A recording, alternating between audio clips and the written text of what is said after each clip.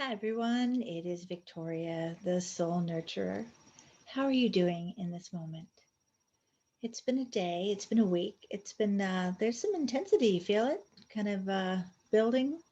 So I'm not going to get into the astrology today because I only have a few moments.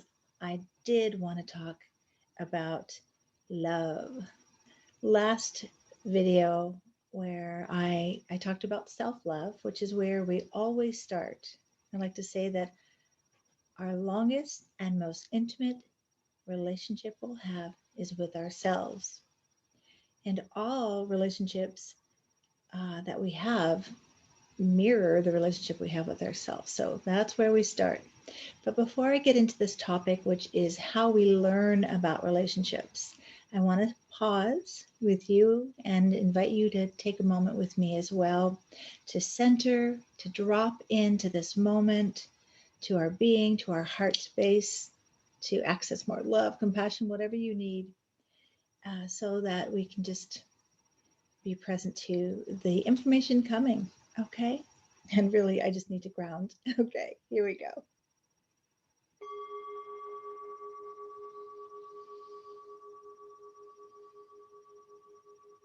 Hmm. I love my meditation bowl. Do you have one? Just noticing as you give yourself permission to just drop in, be present to yourself, present to your beautiful heart, and all the love and compassion and acceptance that is cultivated there that we usually give away to others, but it's intended for us as well. So just relaxing into this moment, letting go of whatever you're holding that's not holding you, and then just returning back, hopefully a little bit more centered, a little bit more grounded. See, it only takes a few seconds really when clients tell me they don't have time. Well, it doesn't take that much time, it takes intention. Okay.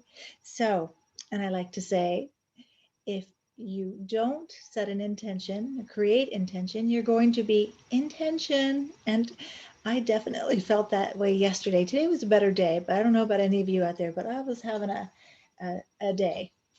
Anyway, that's just the transformational cycle that we're in. And there is a lot of energy that is helping us to kind of push through the old ways of being and get really creative and innovative towards creating new patterns. So, I want to talk about the patterns of love and relationships.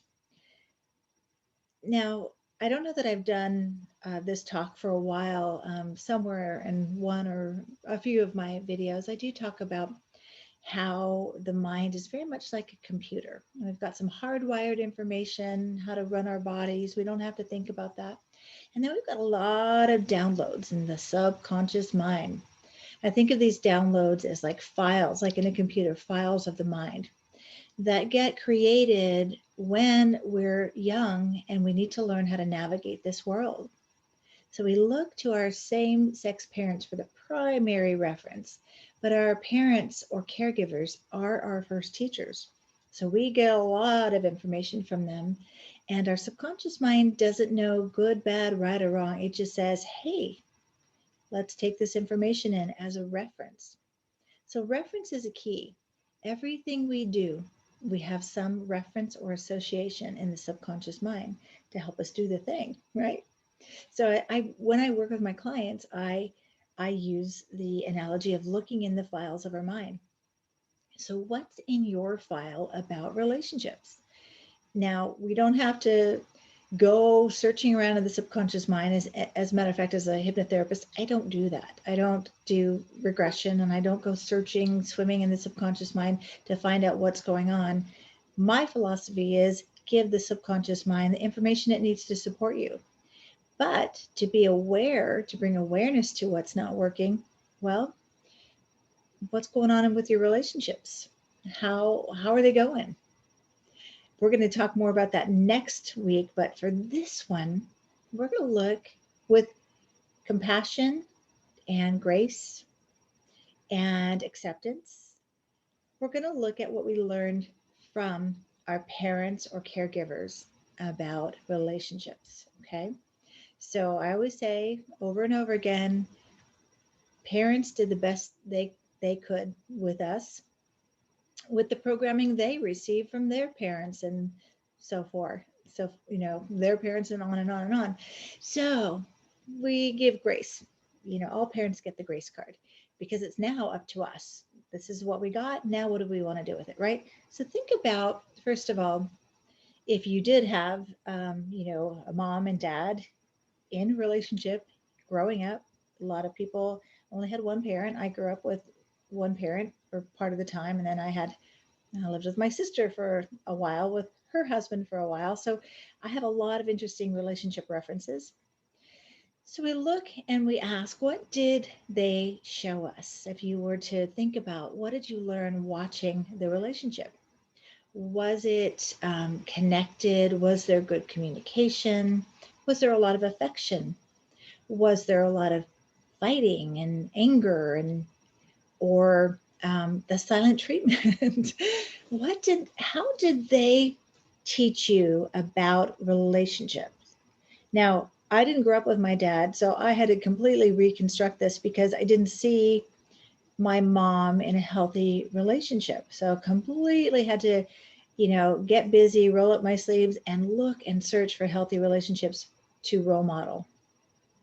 But first, we just look at what we did receive. Okay. So, well, I can even reference that. What did I receive about relationships? Well, my dad left when I was born. My mom didn't have a partner.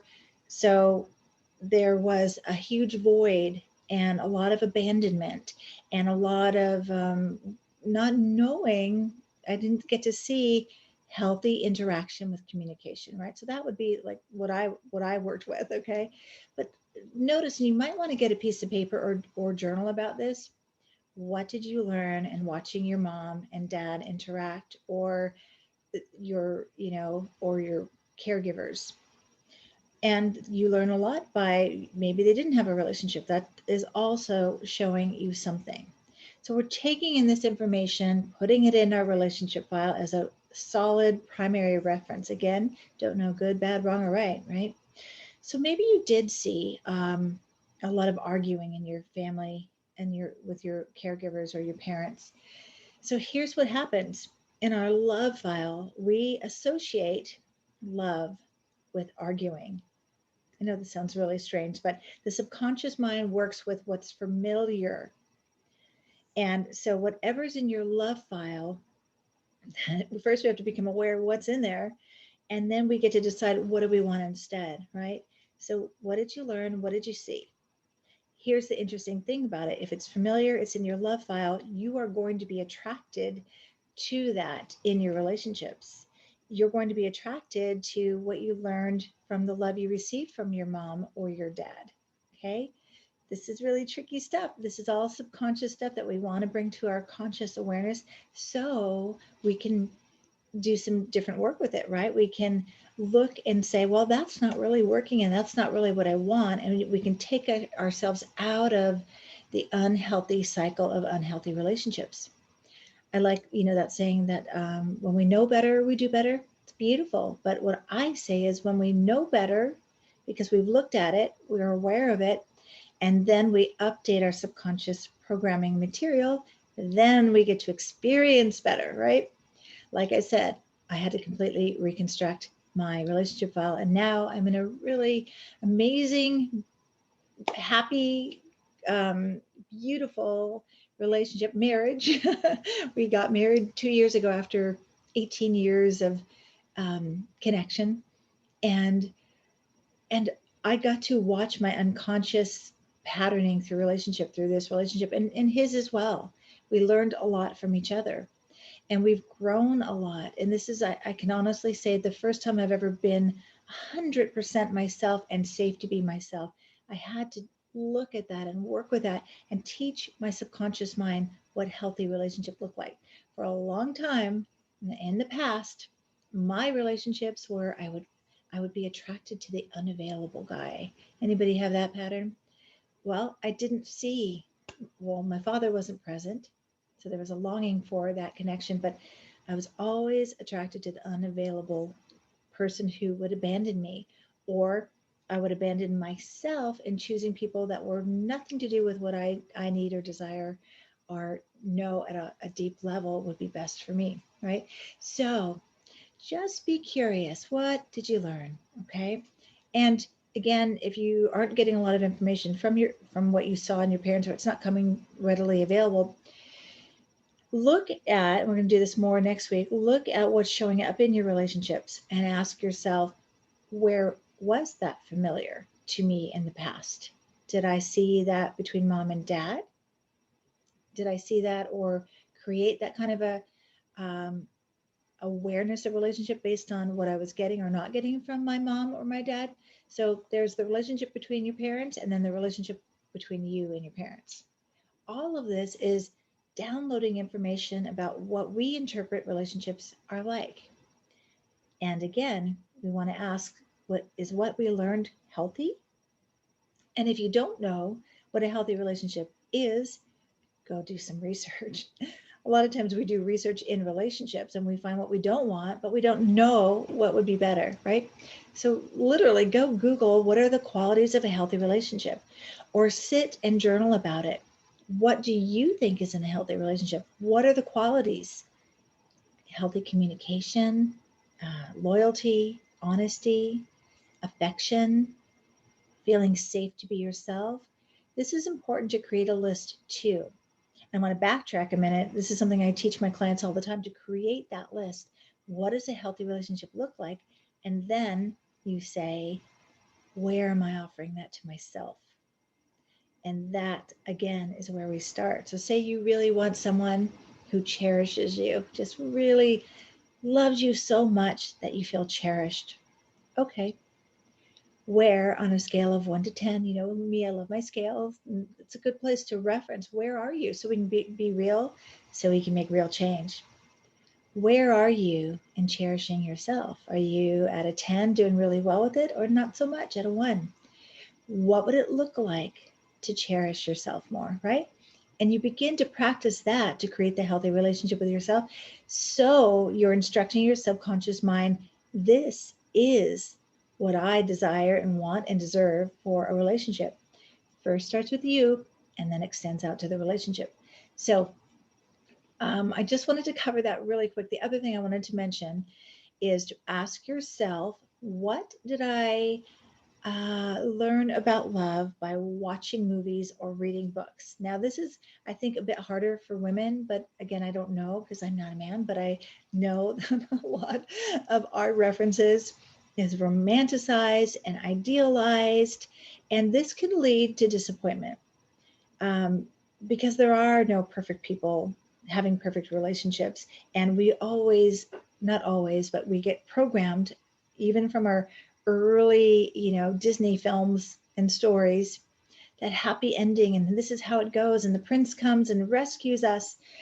All of that is just, it's fantasy, it's fiction, it's not real. Just like, I guess I could say this about for men that grew up looking at Playboy, that's not real.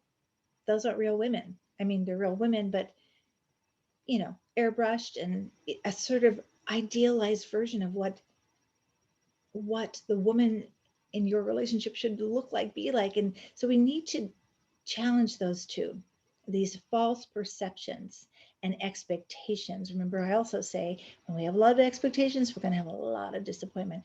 We need to get real so we can have a real, healthy relationship. So go and get curious about this journal. Ask your brothers, your sisters, what did you learn about relationships from mom, from dad? And how did that translate into the relationships you're currently having? And again, we're going to talk more about that next time.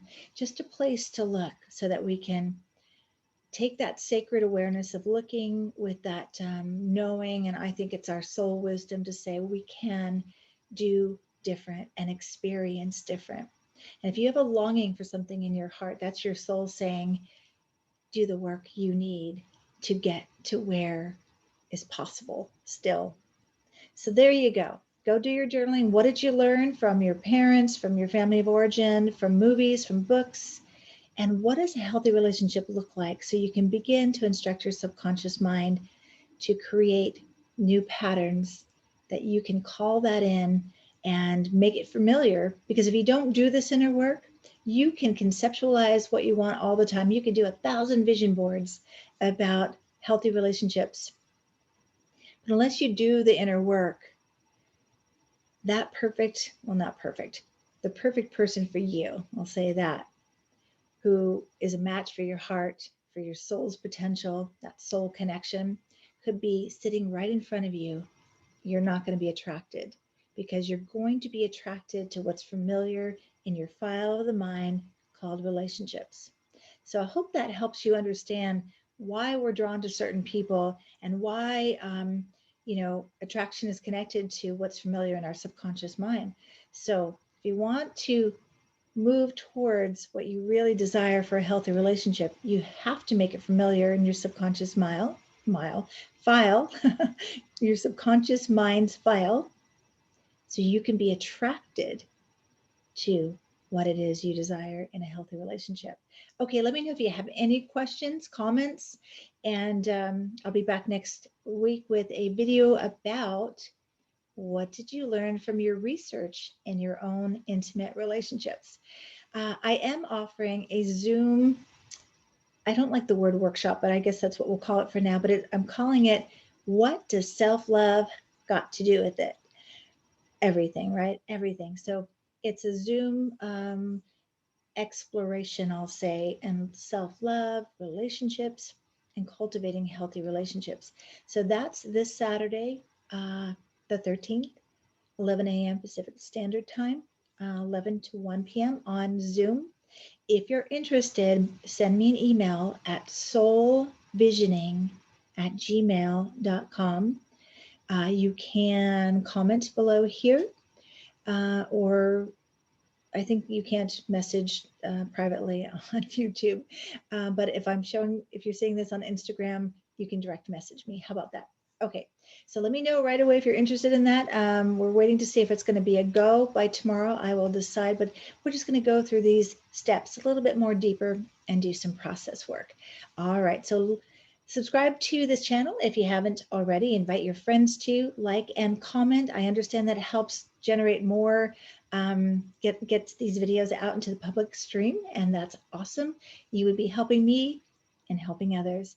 All right, I hope this information helped you bring some sacred awareness and put some light on your relationships, nurtured your soul a little bit, and inspired you to not only know better, but to support your subconscious mind so you can experience better.